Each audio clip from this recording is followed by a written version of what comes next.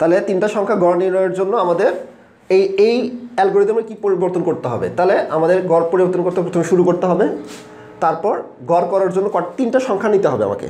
তিনটা সংখ্যা গড় করার জন্য তিনটা সংখ্যা নিতে হবে। তাহলে ইনপুট হিসেবে এবিসি এর মান গ্রহণ করছি। তারপর কী করতে হবে? গড়ের সূত্র কি? এখানে কি বলছে? গড়ের সূত্র। তাহলে এক্ষেত্রে আমাদের এ যোগ বি যোগ সি ডিভাইডেড বাই 3।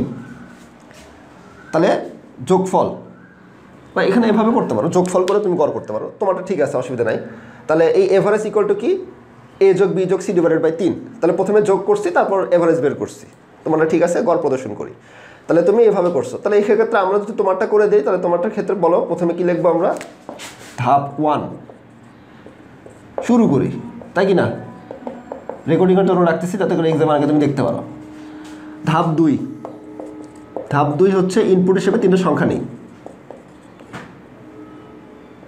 ইনপুট হিসাবে এ বি সি নেই, তাই কি না? তারপর ধাপ 3 কি করবো বলো?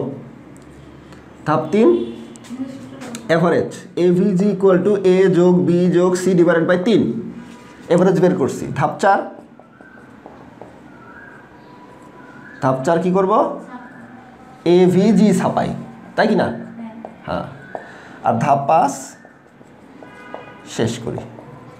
কত সহজ, কত সহজ জিনিস। ক্লাস বেসিক বুঝলে এগুলো আর কোনো ব্যাপারই না, কিন্তু বেসিক দুর্বল থাকলে এগুলো একদম আসমান পরিমাণ কঠিন মনে হবে। আচ্ছা যাই হোক, সহজ জিনিস আমরা শিখলাম, এটাকে মিশাই দেই।